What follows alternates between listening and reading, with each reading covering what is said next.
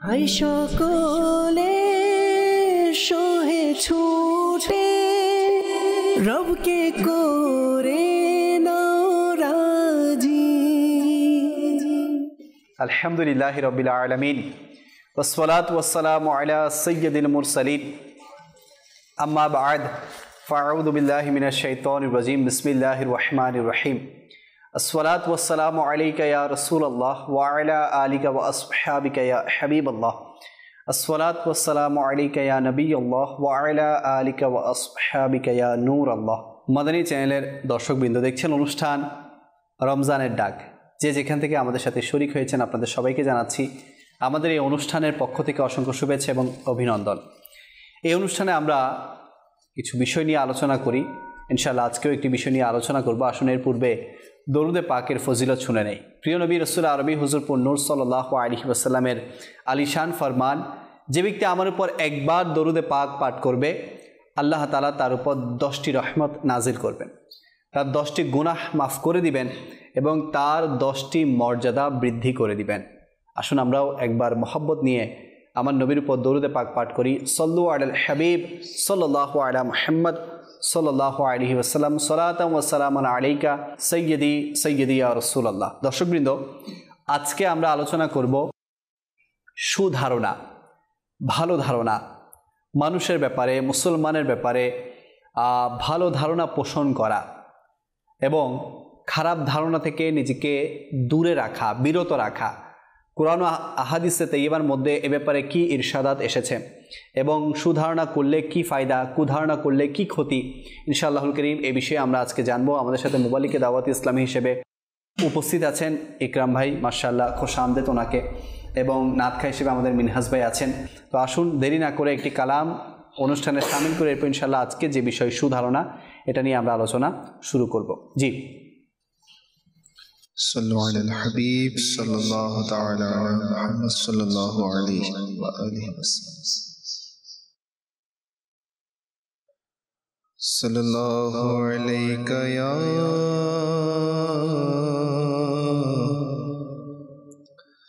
رسول الله وسلم عليك يا حبيب الله.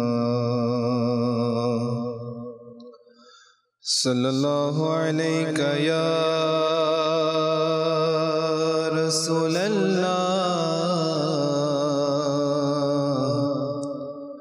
وسلم عليك يا حبيب الله. غم مصطفیٰ جس کے سینے میں ہے وہ کہیں بھی رہے لیکن مدینے میں ہے. وہ کہیں بھی رہے لیکن مدینے میں ہے. صلی اللہ علیہ یا رسول اللہ وسلم علیک یا حبیب اللہ.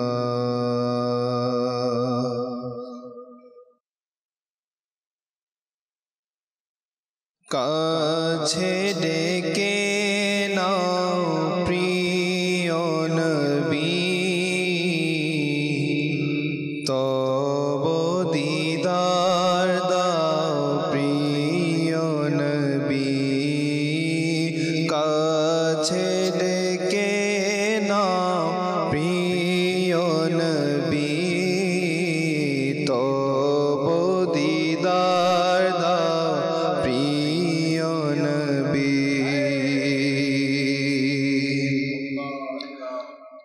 তব দিদারে ঈদে আমার, তব দিদারে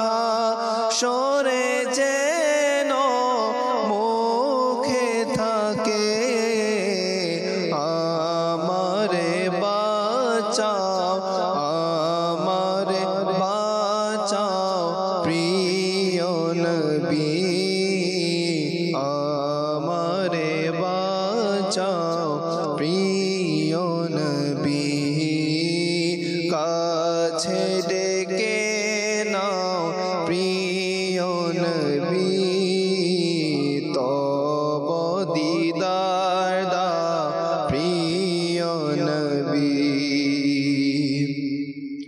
গুম্বদে খাজরার ছায়া তলে গুম্বদে খাজরার ছায়া তলে আমায় রেখে নাও আমায় রেখে নাও প্রিয় নবী আমায় রেখে নাও প্রিয় নবী তব দিদার দাও প্রিয় নবী কাছে ডেকে নাও প্রিয় নবী গুনাহের সাগরে ডুবে আছি আকা গুনাহের সাগরে ডুবে আছি আমারে বাঁচাও আমারে বাঁচাও আকা আমারে বাঁচাও প্রিয় নবী আমারে বাঁচাও প্রিয় নবী তব দিদার দাও প্রিয় নবী তব দিদার দাও প্রিয় নবী কাছে ডেকে নাও প্রিয় নবী কাছে ডেকে নাও প্রিয় নবী তব দিদার দাও প্রিয় নবী তব দিদার দাও প্রিয় নবী সুবহানাল্লাহ সুবহানাল্লাহ। দর্শক দেখছেন অনুষ্ঠান রমজানের ডাক। আজকে আমরা বিষয় নিয়েছি সুধারণা, ভালো ধারণা। ইকরাম ভাই, মাশাআল্লাহ, সুধারণা। আলহামদুলিল্লাহ রাব্বিল আলামিন ওয়াসসালাতু ওয়াসসালামু আলা সাইয়্যিদিল মুরসালিন আম্মা বা'দ ফাআউযু বিল্লাহি মিনাশ শাইতানির রাজিম বিসমিল্লাহির রহমানির রহিম। আল্লাহ পাক পবিত্র কুরআনুল কারীম ফুরকান হাদিস সূরা হুজরাতের মধ্যে আল্লাহ পাক ইরশাদ করেন, কানজুল ঈমান থেকে অনুবাদ, যে হে ইমানদারগণ, তোমরা বহুবিধ অনুমান থেকে বিরত থাকো, নিশ্চয় কোনো কোনো অনুমান পাপ হয়ে যায়। বেশক বেশক। এই আয়াতের ব্যাখ্যায় ইমাম ফখরুদ্দিন রাজি রহমতুল্লাহ তাআলা বর্ণনা করেন, কেননা কিছু কিছু ব্যক্তির কাজ অনেক সময় দেখতে মন্দ মনে হয়, কিন্তু কাজটি ভালো, কিন্তু প্রকৃতপক্ষে এমনটি নয়।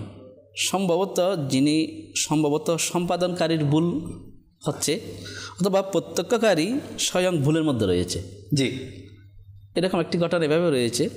হযরত সরকারে কালা রহমতুল্লাহ তাআলা আলাই, তিনি করাচি থেকে আসবেন। তো ওনার একজন মুরিদ আব্দুল মজিদ, উনি বলবো যে আমার ঘরের মধ্যে একটু আসতে হবে কষ্ট করে, বেশি কথা আমি চলে যাচ্ছি, ওদের বেশি নয়, মাত্র 2 মিনিটের জন্য। তো উনি যেতে যেতে 1 মিনিট চলে গেল। সরকারের কালার মতো বলতে লাগলেন যে 1 মিনিট চলে গিয়েছে, তাড়াতাড়ি করো, আমার যেতে হবে।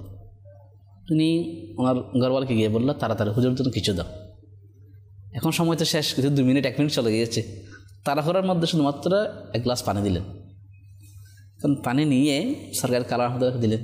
সরকার কালা রহমতুল্লাহ নিয়ে এটা দাঁড়িয়ে দাঁড়িয়ে পান করে ফেললেন। আচ্ছা, এখন আমার সাথে অনেক লোকজন ছিল, অনেক মুরিদ ছিল। এখন একজন এত বড় আল্লাহর নেক বান্দা সৈয়দ জাদা পানি পান করছে দাঁড়িয়ে দাঁড়িয়ে। এখন সরকারি কালা রহমতুল্লাহ এটা শুনলেন যে কি আপনারা কী বলছিলেন? বলছে না, তেমন কিছু না। বলছে না, কিছু একটা বলছিলেন তো। চলতে লাগলেন। তখন চলতে দেবেন না, হুজুর আসলে না সমস্যা নেই, আপনি তো সে আপনি আলেমে দিন, পান করতেই পারেন দাঁড়িয়ে দাঁড়িয়ে। তখন সরকারি কালার মধ্যে বলতে লাগলেন, আসলে দেখো সুফিয়া ইকরাম যারা রয়েছেন তারা তো সবসময় জমজমের পানি দাঁড়িয়ে পান করেছে। এখন আব্দুল মজিদও জানে না এটা কিসের পানি। আচ্ছা, এখন ওনাকে উনি শুনেই তো সরকার কালার মতো বলতে লাগলেন জিজ্ঞেস করো। উনি তাড়াতাড়ি আবার ঘরে চলে গেলেন। ঘরে গিয়ে ওনার ঘরওয়ালকে জিজ্ঞেস করলেন যে আপনি যে পানি দিচ্ছেন কিসের পানি দিয়েছেন? ও যে একজন তোমার আল্লাহর শখসি, আল্লাহ পাকের এমন একজন বান্দা, নেককার ব্যক্তি, এমন একজন শখসিয়ত আমার ঘরে এসেছে, আমি কি করাচির পানি দিব? আমার ঘরে তো মক্কার পানি রয়েছে। সেজন্য আমি তাড়াহুড়ার মধ্যে যেহেতু নাস্তা দিব, মানে সাধারণ পানি দিব, এখন নাস্তা খাবেন না, উনি তারা চলে যাবেন, সেই জন্য আমি করাচির পানি না দিয়ে বরকতময় মক্কা শরীফের জমজমের পানি দিয়েছি। সুবহানাল্লাহ। এই গ্রামে এখান থেকে আমার একটা ঘটনা মনে পড়লো। একবার আমির আহলে সুন্নাত দামাত বরকাতুহুল আলিয়াও এভাবে দাঁড়িয়ে দাঁড়িয়ে পানি পান করছিলেন। তো উনি মুরিদদের কুধারণা না হওয়ার জন্য উনি কিন্তু বলে দিয়েছেন যে আমি জমজমের পানি পান করছি, এই জন্য দাঁড়িয়ে দাঁড়িয়ে পান করেছি। সুবহানাল্লাহ, সুবহানাল্লাহ। এটা তো ঠিক আছে, কিন্তু এটা হচ্ছে সরকারের কালাম তালা এমন কারামত, কারামত প্রকাশ পেল যে না বলে তো বলো নাই কিসের পানি দেওয়া হয়েছে। সুবহানাল্লাহ। তো যেখানে একজন নেককার ব্যক্তির কারা অন্তরের খবর যদি এরকম হয়, স্বয়ং আমার নবীর সুবহানাল্লাহ, সুবহানাল্লাহ, সুবহানাল্লাহ। তো সুধারণা এটা। তো এই জন্য আমাদের প্রত্যেকের উচিত খারাপ ধারণা চিন্তা করার আগে আমরা ভালো ধারণা করি। জি, এই জন্য আমরা মাদানী ছেলের মাধ্যমে অনেকবার শুনেছি এই ঘটনাটি, যে কিছু ডাকাত ফয়জানা সুন্নাতের মধ্যে আছে এটা। তো ডাকাত দল এরা যাচ্ছে লুটোতারাজ করার জন্য। তো ওরা সন্ধ্যা হওয়াতেই একটা মুসাফিরখানায় একজন নেককার ব্যক্তির তার মুসাফিরখানায় এরা আশ্রয় নিল। তো আশ্রয় নেওয়াতে তো উনি মনে করলেন, তোমরা জিজ্ঞেস করলেন আপনারা কারা? তো তারা বলতে লাগলো যে আমরা আল্লাহ পাকের রাস্তার মুসাফির। ওরা মিথ্যা বললো। উনি ওই মালিক তো নেককার ছিল, তো উনি এদের জন্য ভালো খুব আপ্যায়ন করলো, ভালো খাবারের ব্যবস্থা করলো। তো খাবার খেয়ে ওরা শুয়ে পড়লো। সকাল ওরা লুটোতারাজ করার জন্য বের হলো। লুটোতারাজ করে ওরা সন্ধ্যার সময় আবার চলে আসলো। এখন চলে এসে দেখলো ওই মালিকের একটা পঙ্গু ছেলে ছিল, এটা কালকে দেখেছিল, এখন সে অবলীলায় আজকে হাঁটতেছে। তখন জিজ্ঞেস করলো যে এটা আপনার সে কালকের পঙ্গু ছেলে এটা না? যে হ্যাঁ। যে এটা আজকে এরকম এত ভালো হলো কেমনে? বলেছে তা আপনাদের দয়ায়। সুবহানাল্লাহ, সুবহানাল্লাহ। আমাদের দয়া বলতে আপনাদেরকে কালকে খাবার খাওয়ার পর যে খাবার উচ্ছিষ্ট ছিল আমি ওই খাবার শিফার নিয়তে এবং যে পানি ছিল সেগুলো শিফার নিয়তে খাবারগুলো আহার করেছি, পানিগুলো মালিশ করেছি। সুবহানাল্লাহ। আর এটার বরকতে আল্লাহ পাক এমন বরকত দিয়েছেন আমার ছেলে সুস্থ হয়ে গেছে। আল্লাহ আল্লাহ আল্লাহ। এটা শুনে ডাকাত আশ্চর্য হয়ে গেল, এটা কান্না কথা হলো। আমরা কি আপনি জানেন, আমরা তো ডাকাত, আমরা তো মানুষের সম্পদ কেড়ে নিই, আর আপনি আমাদেরকে নেককার মনে করেছেন। এটা এখন আল্লাহ পাক এমন বরকত দিয়েছেন, আপনি সাক্ষী থাকুন, আমরা আপনার কাছে তওবা করছি। তাহলে ওই ব্যক্তির সুধারণার কারণে এরা আবার নতুন করে তওবা করলো, গুনাহ থেকে তওবা করলো এবং তারা নেককার হলো। আর ওই পঙ্গু ছেলেটি এই সুধারণার কারণে ভালো হয়ে গেল। আল্লাহু আকবার। তাহলে দেখুন, এটা এখন প্রশ্ন হচ্ছে যে এখন তো এরকম ব্যক্তি আছে, এখন কি ওইরকম আছে? এখন ওই রকম আছে বলে বলে এটা শয়তানের ফাঁদ। তো কাসেম আত্তারি দামাত বরকাতুহুল আলী একটা ক্লিপসের মধ্যে নিয়ে এভাবে বলেছেন, শয়তান যখন কোনো ব্যক্তিকে ধোঁকা দেয় প্রথমে তাকে ফরজ ত্যাগ করার জন্য বলবে না, ছোট ছোট বিষয় দিয়ে প্রথমে তাকে একদম নফল, এরপরে সুন্নত জায়েদা, এরপরে সুন্নত মুআক্কাদা, এরপরে ওয়াজিব, এরপরে ফরজ। ধীরে ধীরে তার তীর আস্তে আস্তে আস্তে সে তিন নিক্ষেপ করবে, একটার পর একটা। প্রথমে কিন্তু নফলটাকে কী করলো, টার্গেট করলো। এখন আমাদের সমাজে আপনি দেখবেন প্রত্যেক ব্যক্তি বা প্রত্যেক যুবক যুবতী প্রথমেই এই ছোটোখাটো বিষয়গুলা নফল কী হয়েছে, মুস্তাহাব জিনিস, মিলাদুন নবী মুস্তাহাব, ফাতিহা দেওয়া মুস্তাহাব, তারপর সত্য কথা বলা। ওই সমস্যা কি, সত্য কথা না বললে কি হয়, একটা মিথ্যা বললে কি হয়, নিজের থেকে শরীয়ত বানায় নেয়। আরে মিথ্যা বলা জায়েজ, মিথ্যা বলা যায়। যেন শয়তান একটা উদাহরণ হচ্ছে যে মাসালের শয়তানের উদাহরণ হচ্ছে আনিকফুর, যে কুফরি করো। জি, যখন মানুষ যখন কুফরি করে ফেলে তখন সে বলে আমি তোমার কাছে নেই, আমি তোমার থেকে অনেক দূরে। এতক্ষণ সে উদ্বুদ্ধ করলো কুফরি করার জন্য। যখন কুফরি করলো সে বলে আমি তোমার থেকে অনেক দূরে, কি জন্য? বোধহয় ইন্নি আখাফুল্লাহ, বোধহয় আমি আল্লাহ পাককে ভয় করি। দেখুন গুনাহের কাজে লিপ্ত করা হলো সে, করানোর পর দেখলো ইন্নি আখাফুল্লাহ, আমি আল্লাহ পাককে ভয় করি। কি জন্য? আমি একটা ভুলের কারণে আবা ওয়াস্তাকবার ওয়া কানা মিনাল কাফিরিন, আল্লাহ পাক আমাকে নতুন নয় পুরাতন কাফের বানিয়ে দিয়েছে। আমার এত বছরের ইবাদত সবগুলো নষ্ট হয়ে গিয়েছে একটা ভুলের কারণে। সুতরাং আমি তোমার থেকে অনেক দিও, তুমি অনেকগুলো গুনাহ করে ফেলেছ, তো গুনাহগুলো করেছো তার পরোচনায় পড়ে। এই জন্য মনে বিশ্বাস করেছেন যে আলী আজ্জিলু বিত্তাওবাতে ক্বাবলাল মাউত, আলী কি করো, এক রাওয়ায়াতের মধ্যে রয়েছে যে তুমি তাড়াতাড়ি তওবা করো মৃত্যু আসার আগে, আর এক রাওয়ায়াতের মধ্যে রয়েছে আলী তাড়াতাড়ি তওবা করো যে তোমার যদি কোনো গুনাহ যে সাকেত হয়ে যায় তার। এখন প্রশ্ন হচ্ছে মওলা শের আলী তো গুনাহ করেননি, এটা উম্মতের জন্য শিক্ষা। এটা মওলা শের খোদা আলীকে লক্ষ্য করে আমাদের জন্য শিক্ষা দিচ্ছেন যে আলী কোনো ত্রুটি যদি হয়ে যায় তাড়াতাড়ি তওবা করো, আগামীকালের জন্য অপেক্ষা করো না। কি জন্য? আগামীকাল হলে রাত এবং দিন দুটার সমন্বয়ে একটা দিন পার হবে, আগামীকাল আসবে যে, এর আগে নয়। কোনো ত্রুটি যদি হয়ে যায় সাথে সাথে কী করো, তওবা করে ফেলো, কারণ মালাকুল মউত কখন চলে আসবে। জন্য বলছে আজ্জিলু বিত্তাওবাতি ক্বাবলাল মাউত, যে তাড়াতাড়ি তওবা করো মৃত্যু আসার আগে।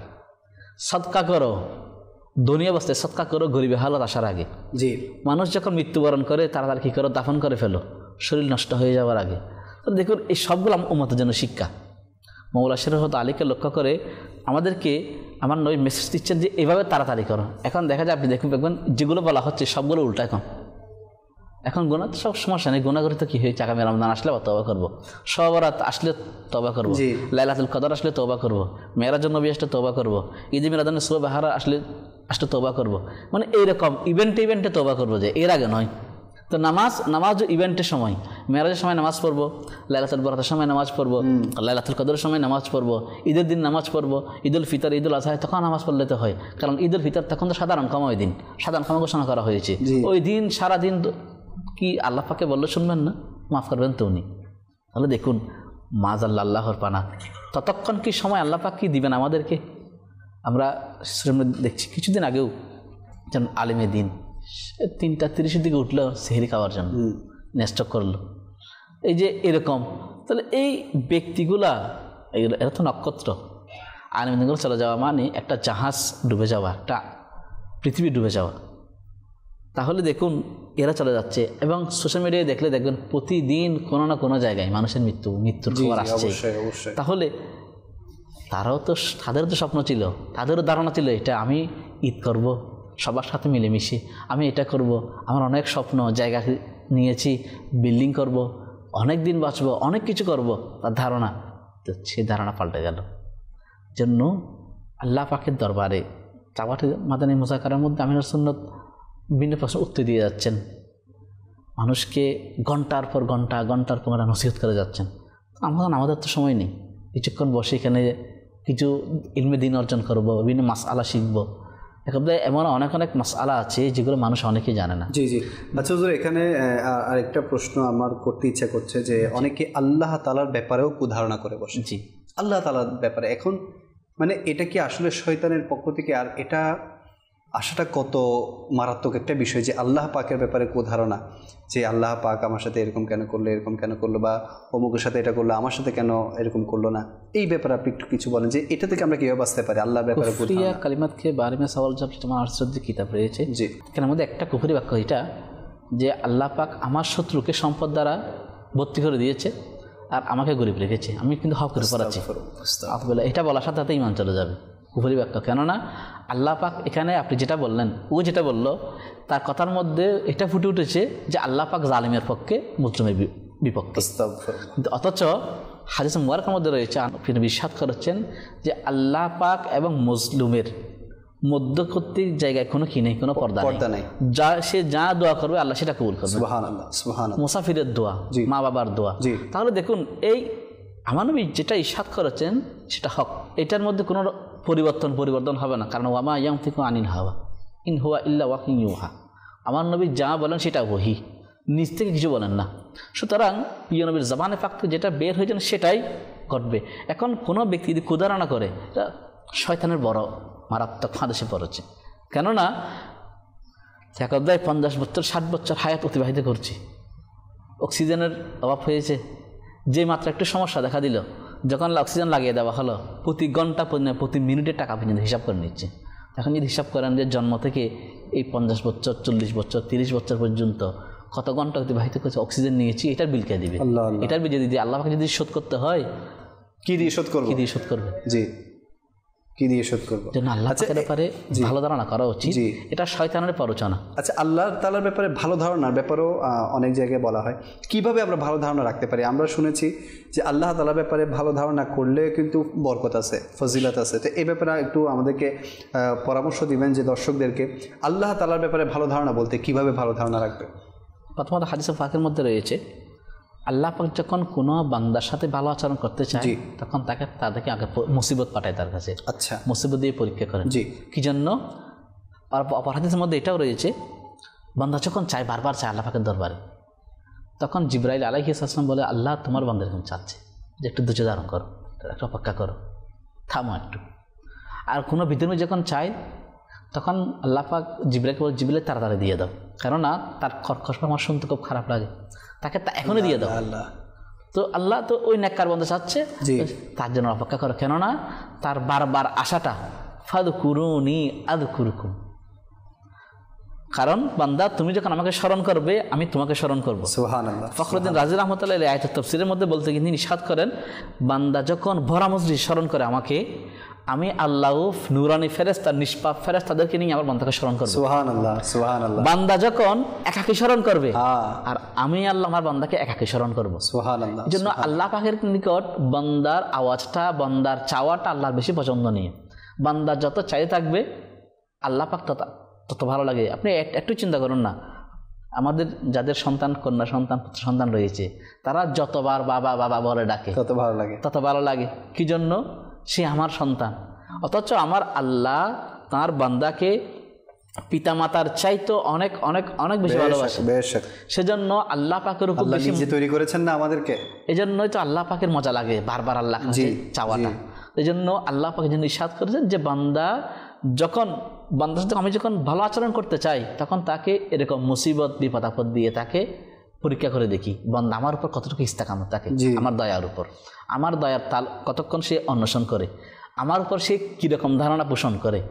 যখন সে আমার উপর সুদর্শন করে তখন আল্লাহ পাক তার বান্দাকে এমন নিয়ামত দান করেন যেটা সে হারিয়েছে তার চেয়ে আরো অনেক গুণ বেশি দেন। সুবহানাল্লাহ। দেখুন বিভিন্ন আম্বিয়া কিরাম আলাইহিস সালামদের জীবনে দেখুন, সমস্ত সাহাবে আলিম রিদওয়ানের জীবনে দেখুন, যেমন দেখুন না বেলাল হাবশী রাদিয়াল্লাহু তাআলা আনহুর ঘটনা, বুকে পাথর তুলে দিয়েছেন, তখন তিনি দেখেন আহাদ, আল্লাহ এক, আল্লাহ এক।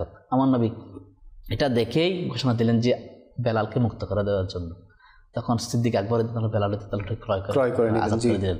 তো বেলাল ধৈর্য ধারণ করেছে, এই জন্য মেরাজের রাতে বেলালের জুতার আওয়াজ, চলার আওয়াজ জান্নাতের মধ্যে শোনা গিয়েছে। তাহলে দেখুন কষ্ট করার এটা এমনি এক আলেমে দিন যিনি মাদানী চ্যানেল দেখে আত্মারি হয়েছেন, জি, লামা আবুল হাশেম রাহমাতুল্লাহ তাআলা আলাইহি। সুবহানাল্লাহ। জান্নাতের উচ্চ মাকাম দান করুক, নাফা দরজাত বুলন্দ করুক, সবকে আমাদেরকে মাফ করুক। আমিন আমিন আমিন। তো আমি অনেক একটা ক্লিপস দেখেছি যে মাশাআল্লাহ কালকে সাকারাতের সময় উনি আল্লাহ আল্লাহ শব্দ করছিলেন। আসলে বোঝা যায় যে আল্লাহ তাআলার নেক বান্দা কেমন হয়। উনি আল্লাহ আল্লাহ জিকির করতে করতে মাশাআল্লাহ ওনার শেষ কালিমাত ছিল এটা। জি, উনি এত অনেক বছর শুধুমাত্র একজন সত্যিকার পীরের অন্বেষণে ছিলেন, আলেমে দিন, অনেক প্রবীণ আলেমে দিন হচ্ছে এমন আলেমে দিন যিনি মানে কোরআন হাদিসের মধ্যে যে রকম আছে মানে ওই রকম, খুব কঠোর, মানে ওই রকম কঠোর বলতে উনি হারামকে কখনোই প্রশ্রয় দেয় নাই, অসৎকে কখনোই প্রশ্রয় দেয় নাই, ভণ্ডামিকে প্রশ্রয় দেয় নাই, সবসময় শরীয়তের উপর অটল ছিলেন এবং নিজেও মেনেছেন, মানুষকে মানার জন্য উদ্বুদ্ধ করেছেন। তো উনি সত্যিকার আশিক রাসূল খুঁজতে শেষ পর্যন্ত মাদানী চ্যানেল দেখেই তখনই বলতে লাগলেন যে সত্যিকার আশিক রাসূল ইলিয়াস কাদের। সুবহানাল্লাহ, সুবহানাল্লাহ। তখন ওই মাদানী চ্যানেল লাইভের মধ্যে উনি বাইত হয়ে গিয়েছেন। আচ্ছা, এখানে আত্মারি হয়ে গেছে। সুবহানাল্লাহ, সুবহানাল্লাহ। তো এটা ওনার মধ্যেই ছিল। আমাদের ইসলামে এটা পার্বতী বলছেন যে আসলে আমি একজন সত্যিকার আশিক রাসূল, আলেমে দিন এবং সত্যিকার একজন পীর পেয়েছি, এটা আমি ইলিয়াস কাদের। সুবহানাল্লাহ। তো ওনার প্রতিটা কথা, প্রতিটা চলন বলন এগুলা শরীয়তের উপর, শরীয়তের ওনার কোনো ওনার অনেক ক্লিপস আমরা দেখেছি। এই জন্য তো উনি এটা দেখেই খুব অভিভূত হয়েছেন। তকদিরের মধ্যে এখন না হলে এমন জীবনে কোনো সাক্ষাৎ হয় নাই। মাদানী চ্যানেলের মধ্যে দেখেই ওনার প্রতি এরকম সুধারণা পোষণ করা, ওনার বায়াত হওয়া, এটা চারটিখানি ঘটনা। তো সুধারণা, তো একটি সুধারণার বরকতে কেমন নিয়ামত।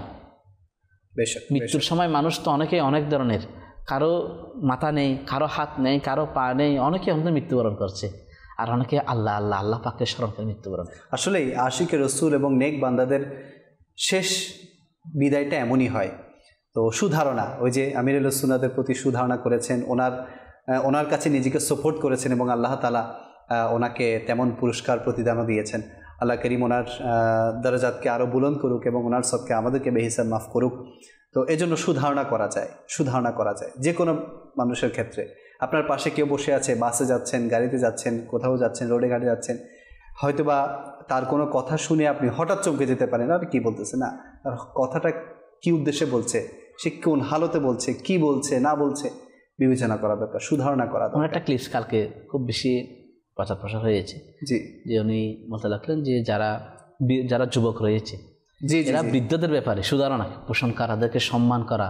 হাদিসে পাক দিয়ে বুঝিয়ে দিয়েছেন, যে ব্যক্তি কোনো প্রবীণ যারা বৃদ্ধদেরকে সম্মান করবে, আল্লাহ পাক তাকে বৃদ্ধ না হওয়ার আগ পর্যন্ত মৃত্যুদান করবেন না, শুধুমাত্র ওই বৃদ্ধদের সম্মান করার কারণে। এটা আমার নবীর হাদিস মুবারাকা, যে সম্মান করার কারণে বৃদ্ধদেরকে সিট থেকে উঠে গিয়েছেন, বাবা আপনি বসেন, আমি যুবক, আমি দাঁড়াতে পারবো, তো তাকে বসাতেন জায়গায়। তো উনি যে দোয়া করছেন না, ওই দোয়ার ফসল বৃদ্ধ না হওয়া পর্যন্ত তাকে তার মৃত্যুদান করবে না, তাকেও এরকম সম্মান দান করবেন আল্লাহ পাক।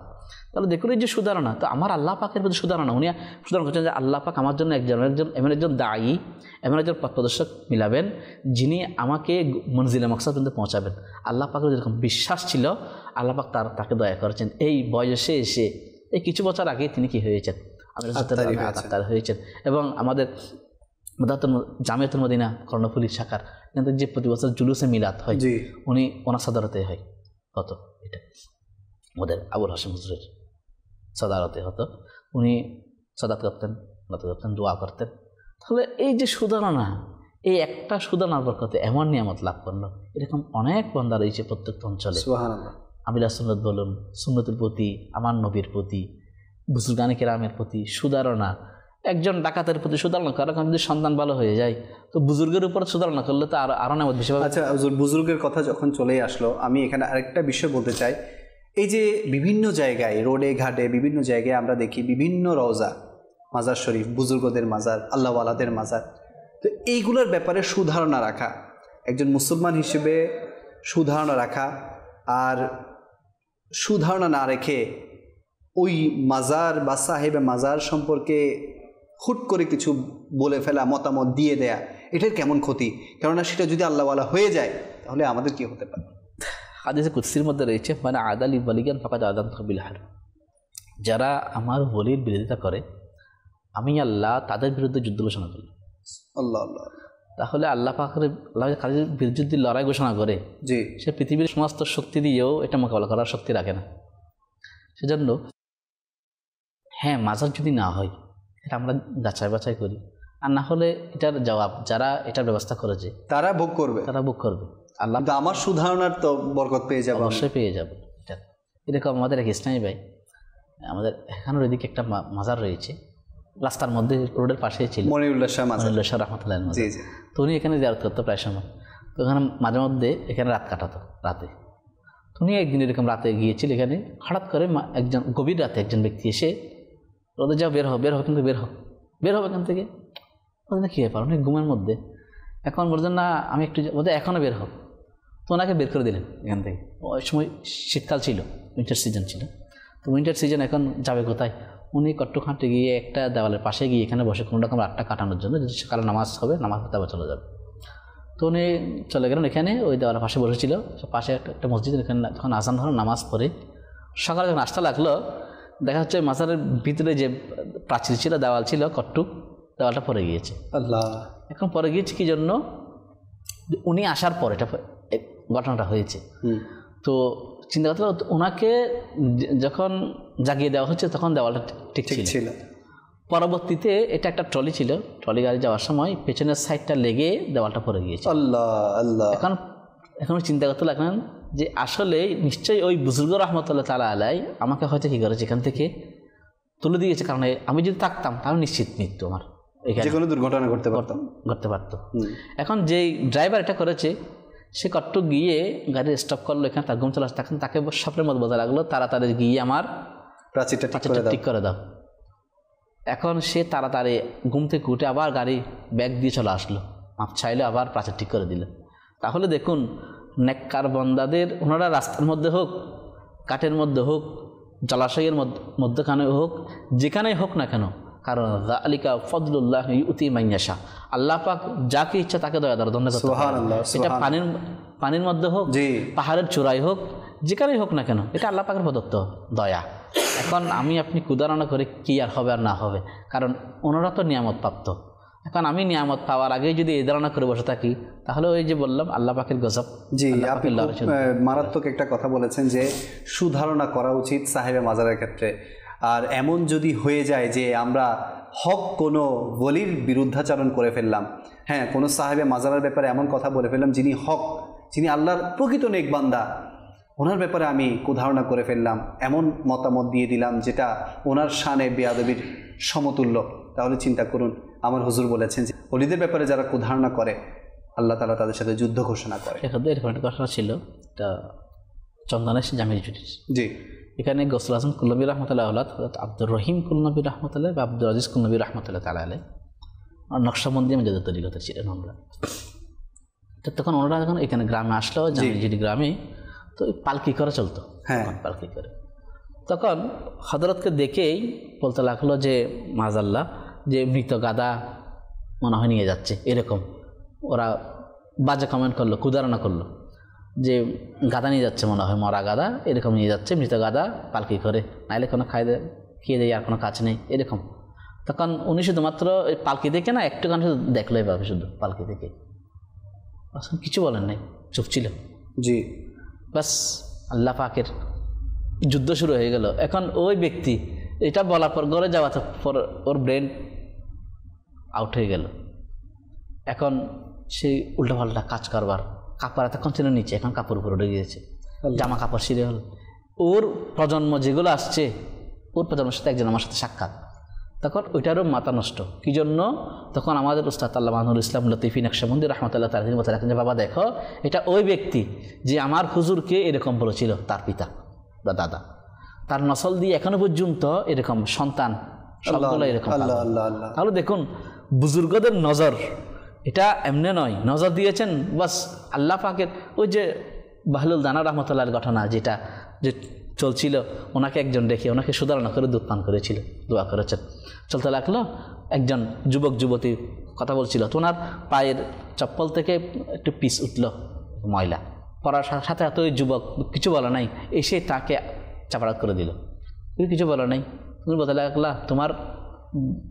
তোমার রহস্য হিকমত বোঝাবার অদায়, তুমি যেই মুখে দুধ পান করে যাবার ওই গালের মধ্যে আবার পিঠাও থাপ্পড় দিয়েছিলে, তো তোমার হিকমত বোঝাবার অদায়।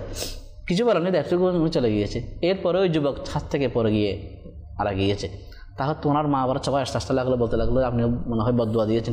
বলছে আমার কি, তার প্রেয়সীর, তার মোহাব্বত, সে যাকে মোহাব্বত করে, সে মোহাব্বতের ব্যক্তির গায়ে যখন সামান্য কাদা লাগে যায় তখন তার রাগ হয়। আর আমি যে আল্লাহকে মোহাব্বত করি, সে বান্দাকে যদি কেউ আঘাত করে, আমার আল্লাহকে রাগ করবে। আল্লাহ আল্লাহ দেখুন আমাদের জন্য মেসেজ এগুলা সবগুলা। এই বুজুর্গারা, এই জন্যই তো গৌসুল আজম তাদেরকে বলা হয় যে গৌসুল আজম শুধু মুখে নয়, গৌসুল আজমের প্রতিটি পশমে পর্যন্ত আল্লাহ পাকে জিকির করে থাকে। আল্লাহ পাকে জিকির থেকে খালি নয়।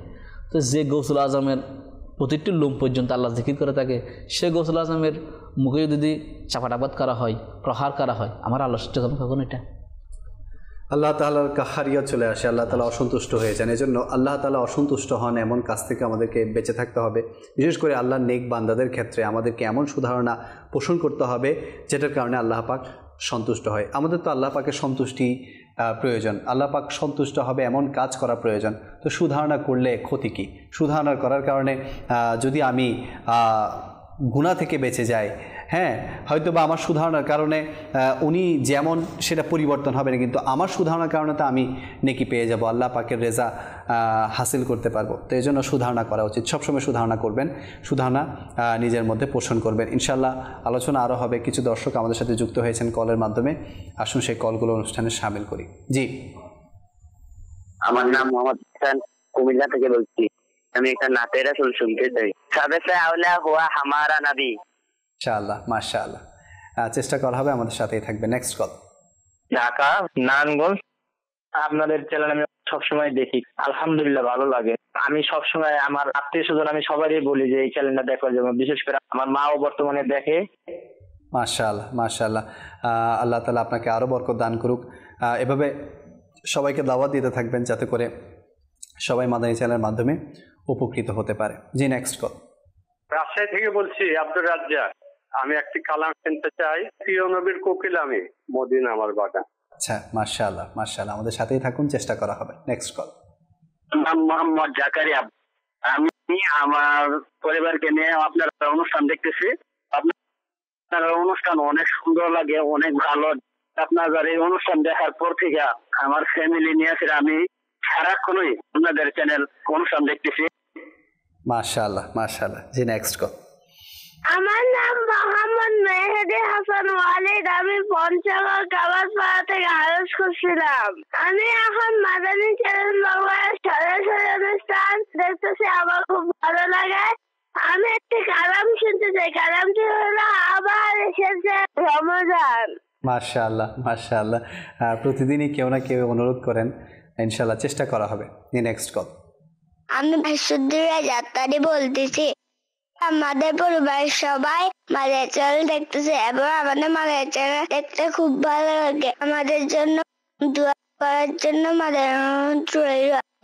মাশাআল্লাহ, মাশাআল্লাহ, খুব ছোট ছোট শিশুরা, ছোট ছোট ছেলে মেয়েরা মাদানী চ্যানেল দেখছে, এটাই ভালো লাগছে। তো মাদানী চ্যানেল দেখাবেন, নিজের বাচ্চাদেরকেও দেখাবেন, নিজেরাও দেখবেন ইনশাআল্লাহ। এই যে সুধারণা করার ফজিলতের কথা বলছি, ইনশাআল্লাহ এখান থেকে যে ইলমি দিনগুলো অর্জন হবে, এর বরকতেই আমরা সুধারণা পোষণ করা আস্তে আস্তে শিখতে পারবো ইনশাআল্লাহ। কালামের দিকে যাব, আসুন এর আগে রমজান সম্বলিত একটি প্যাকেজ আমরা আপনাদেরকে দেখিয়ে থাকি। আসুন সেই প্যাকেজটি অনুষ্ঠানে শামিল করি।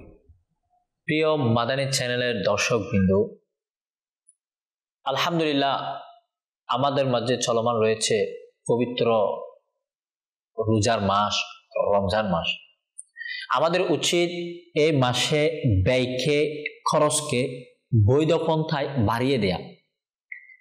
কেননা হযরত সাইয়্যিদুনা জামুরা রাদিয়াল্লাহু তাআলা আনহু থেকে বর্ণিত, তাজদার রিসালাত, শাহিনশাহ নবুয়ত হুজুর সাল্লাল্লাহু আলাইহি ওয়া আলিহি ওয়াসাল্লাম এর বরকতময় বাণী হচ্ছে, মাহে রমজানে পরিবারের ব্যয়কে বাড়িয়ে দাও। কেননা মাহে রমজানে খরচ করা আল্লাহ তাআলার পথে খরচ করার মতোই। অপর বর্ণনার সারমর্ম হচ্ছে, আমিরুল মুমিনিন হযরত সাইয়্যিদুনা উমর ফারুক আযম রাদিয়াল্লাহু তাআলা আনহু বলতেন, সেই মাসকে স্বাগতম যা আমাদেরকে পবিত্রকারী। পুরো রমজান কল্যাণই কল্যাণ, দিনের রোজা হোক কিংবা রাতের ইবাদত। এ মাসে ব্যয় করা, খরচ করা, জিহাদে ব্যয় করা, জিহাদে খরচ করার নেই মর্যাদা রাখে।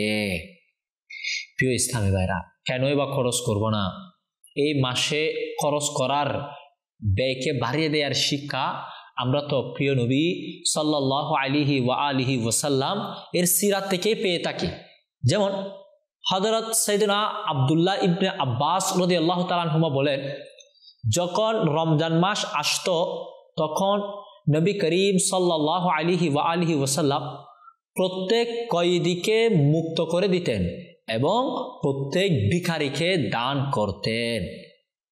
অপর হাদিসে পাকের সারমর্ম যা হযরত সাইয়্যিদুনা আব্দুল্লাহ ইবনে আব্বাস রাদিয়াল্লাহু তাআলা আনহুমা বলেছেন, যে হাদিসে পাকের শেষ অংশ থেকে আমরা এই বিষয়টি অবগত হই যে যখন রমজানুল মুবারক এর আগমন হতো, প্রিয় নবী সাল্লাল্লাহু আলাইহি ওয়া আলিহি ওয়াসাল্লাম দ্রুত বেগে চলমান বাতাসের চেয়েও বেশি পরিমাণে কল্যাণের পথে খরচ করতেন। আল্লাহ তাআলা আমাদেরকেও পবিত্র রমজানুল মুবারকে বৈধ পন্থায় ব্যয়কে বাড়িয়ে দেওয়ার, ইফতারের ব্যবস্থা করার, সেহরির ব্যবস্থা করার, মানুষের অসহায়দের সহায় হওয়ার তৌফিক দান করুক। সাল্লু আলাল হাবিব সাল্লাল্লাহু তাআলা আলা মুহাম্মদ সাল্লাল্লাহু আলাইহি ওয়া আলিহি ওয়াসাল্লাম। মাশাআল্লাহ, মাশাআল্লাহ, পরিবারের জন্য ব্যয় বাড়িয়ে দেয়া এই রমজান মাসে, মাশাআল্লাহ খুব সুন্দর মাদানী ফুল আমরা শুনলাম। তো পরিবারের জন্য খরচ করবেন এই রমজান মাসে, এবং বিশেষ করে যারা অসহায় আছে, যারা দরিদ্র আছে, যারা আত্মীয় স্বজনের মধ্যে একটু গরিবী হালতের মধ্যে আছে, তাদেরকেও সহযোগিতা করার চেষ্টা করবেন। আসুন আমরা কালাম শুনে এরপর ইনশাআল্লাহ আবার আমরা আলোচনা দিকে ফিরে আসব। জি। আল্লাহ আল্লাহ আল্লাহ আল্লাহ আল্লাহ আল্লাহ আল্লাহ আল্লাহ আল্লাহ আল্লাহ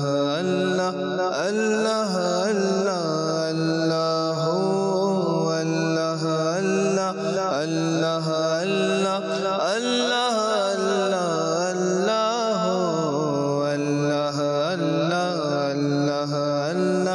আল্লাহ আল্লাহ আল্লাহ।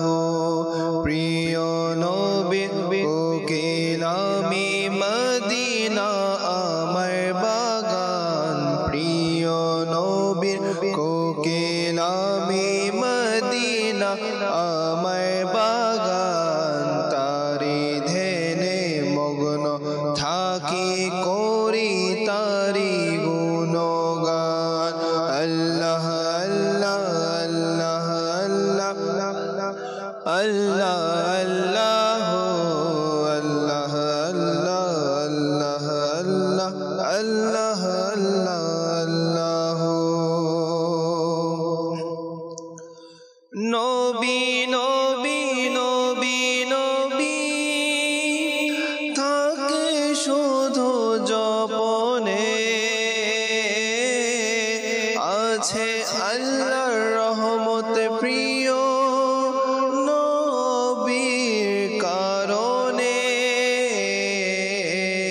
সেই বাগানের জন্য আমি সেই বাগানে দেব প্রাণ, সেই বাগানের জন্য আমি সেই বাগানে দেব প্রাণ, তারি ধ্যানে মগ্ন থাকি করি তারি গুণগান। আল্লাহ আল্লাহ আল্লাহ আল্লাহ আল্লাহ আল্লাহ আল্লাহ আল্লাহ আল্লাহ আল্লাহ আল্লাহ আল্লাহ। গৌসুল আজম আলা হযরত সেই বাগানের দুটি ফুল, তাদের সুবাসে মেতে উঠিল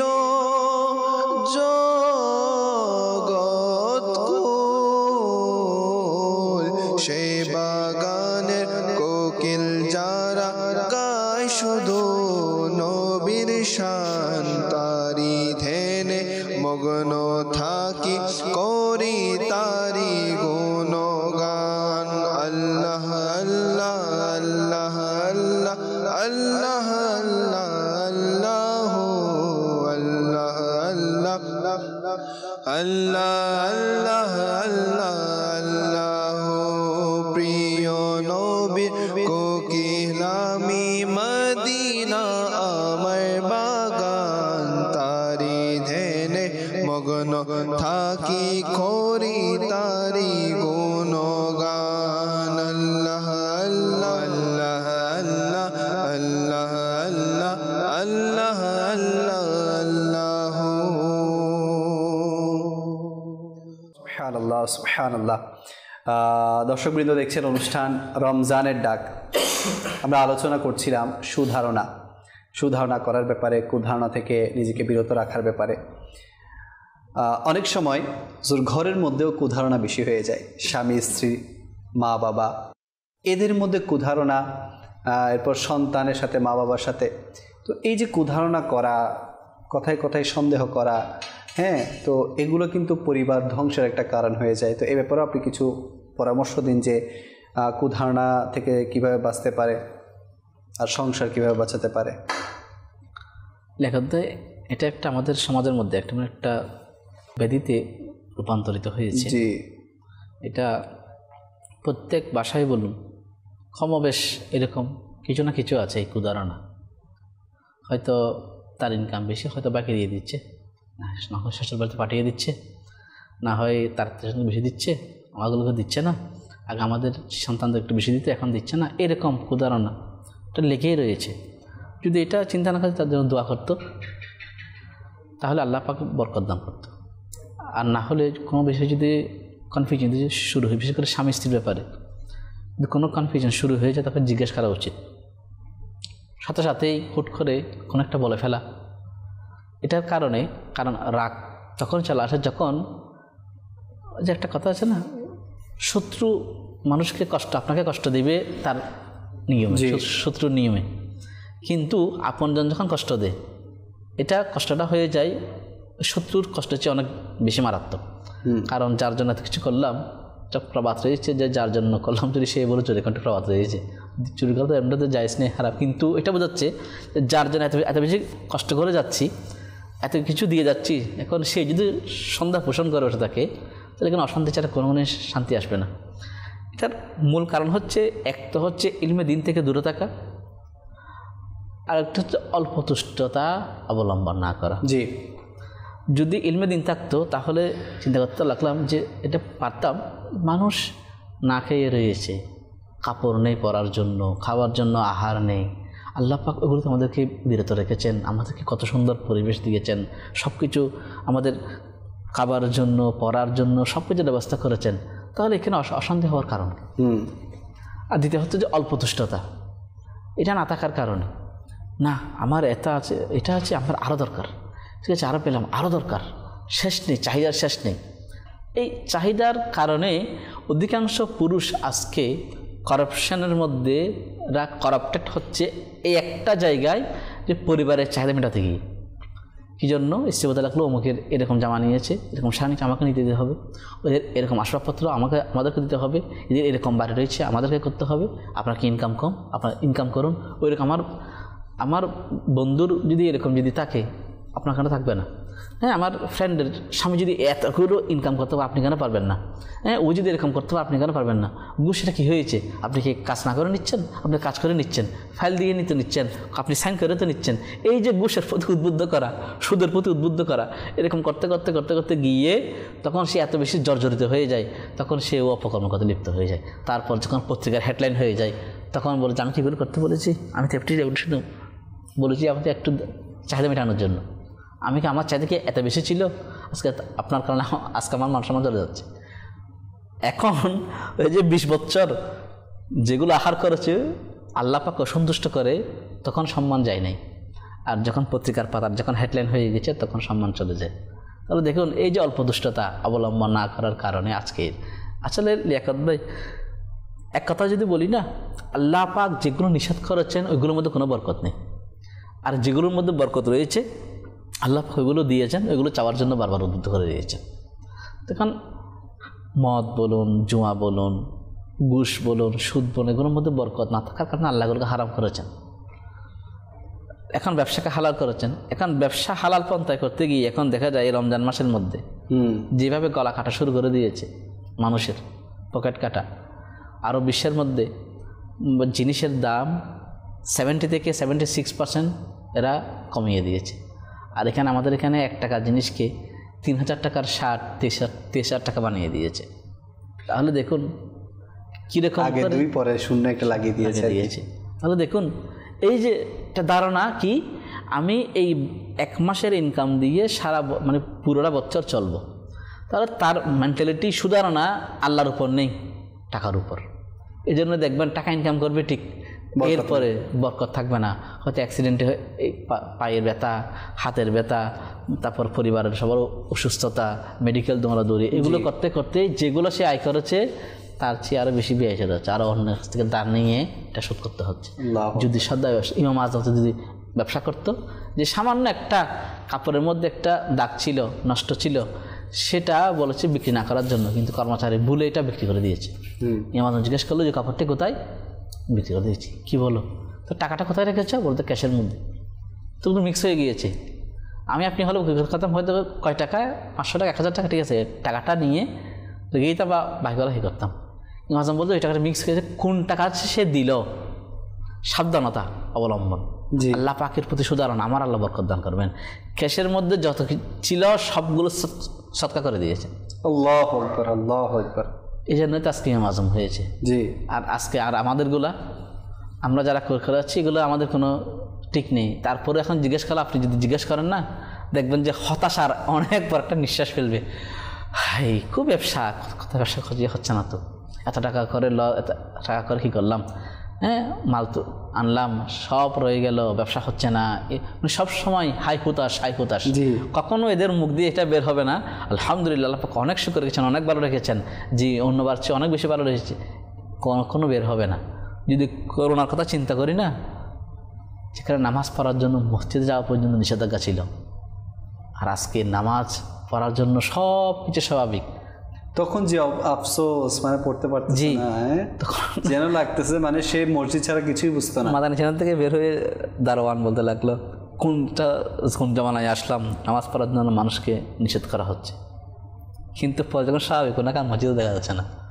এটাই বললাম যে এত আফসোস, কিন্তু এখন যে মানে সব স্বাভাবিক, কিন্তু কই এখন তো মসজিদ আর আবাদ নেই।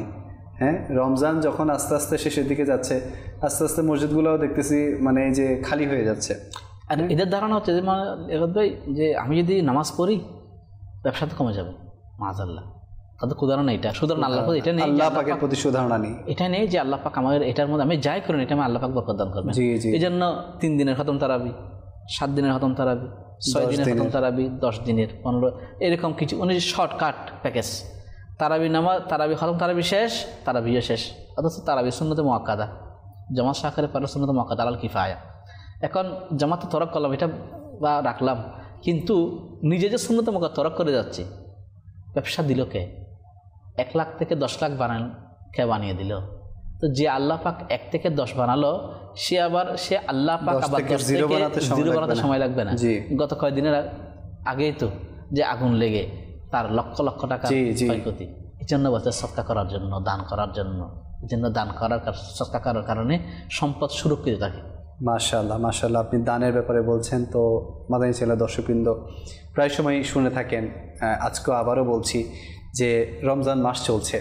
আলহামদুলিল্লাহ, দাওয়াত ইসলামী একটি অরাজনৈতিক সুফিবাদী সংগঠন, যে সংগঠনে শুধু মানুষদেরকে নেককার বানানোর প্রচেষ্টাই থাকে, যে সংগঠন আলহামদুলিল্লাহ আলেম দ্বীন তৈরি করছে, যে সংগঠন হাফেজ কোরআন তৈরি করছে, যে সংগঠন বদকারকে নেককার বানাচ্ছে, যে সংগঠন গুনাহগারকে তওবা করিয়ে আবার আল্লাহ তাআলার পথে আহ্বান করছে, আল্লাহ পাকের দিকে ঝুঁকিয়ে দিচ্ছে, এবং যে সংগঠন প্রত্যেক মুসলমানকে সুন্নাত শেখাচ্ছে। আচ্ছা, মুসলমান তো মুসলমান, এই সংগঠন যেখানে অমুসলিমদেরকে মুসলমান বানাচ্ছে হাজার হাজার। শুধু আমি যদি ওই একজন মুবাল্লিগের কথা বলি, যিনি মালাউইতে আছেন, আমাদের ওসমান মাদানী, উনি হাজারো হাজার অমুসলিমকে মুসলমান করেছেন। শুধু উনি একজন মুবাল্লিগ নয়, এরকম অনেক মুবাল্লিগের হাতে আলহামদুলিল্লাহ অমুসলিম মুসলমান হচ্ছে। আর যারা মুসলমান আছে, যারা পথহারা পথভ্রষ্ট মুসলমান আছে, তারা আজকে সঠিক পথের দিশা পাচ্ছে। আজকে দাওয়াত ইসলামী কী করছে না? দাওয়াত ইসলামী আলহামদুলিল্লাহ আজকে আমাদেরকে ইলমে দ্বীন চর্চার জন্য এত সহজে এতগুলো কিতাব রিসালা ডেলিভার করছে, যেখান থেকে মানুষ চাইলে সহজেই ইলমে দ্বীন অর্জন করে আমল করতে পারছে।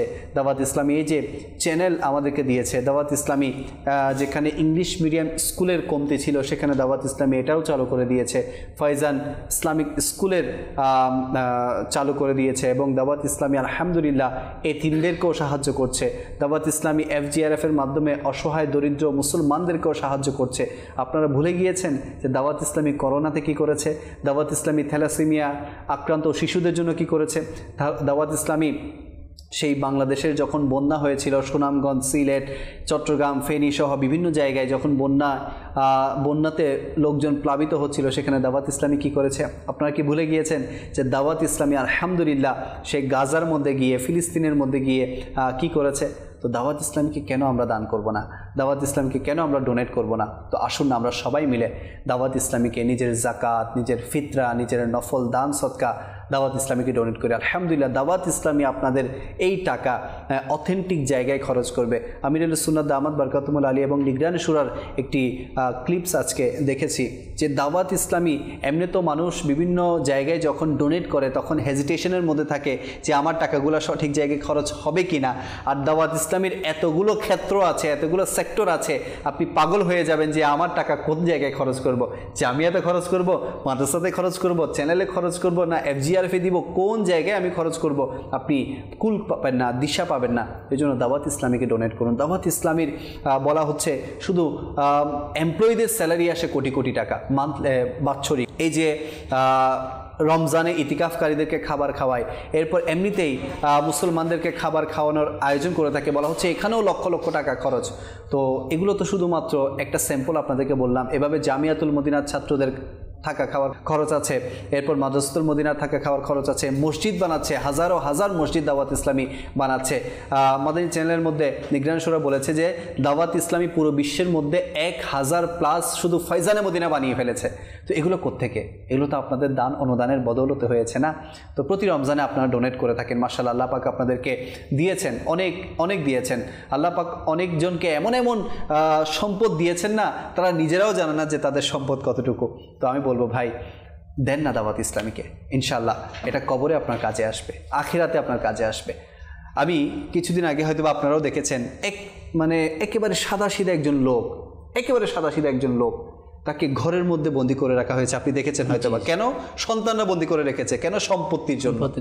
অথচ ওই লোক একেবারে সিধা সাদা লোকজন, এলাকার লোকজন তাকে চিনে যে 5 ওয়াক্ত নামাজি, খুব সিধা সাদা লোক, নামাজ পড়ে, খুব সহজ সরল মানুষ, কারোর সাথে কোনো ধরনের উল্টাপাল্টা কাজ নেই। কিন্তু সন্তানরা কয়েকদিন যাবৎ ধরে ঘরের মধ্যে তাকে আটকিয়ে রেখেছে, হাত বেঁধে রেখেছে, মারধর করেছে। কেন? শুধু সম্পত্তির জন্য।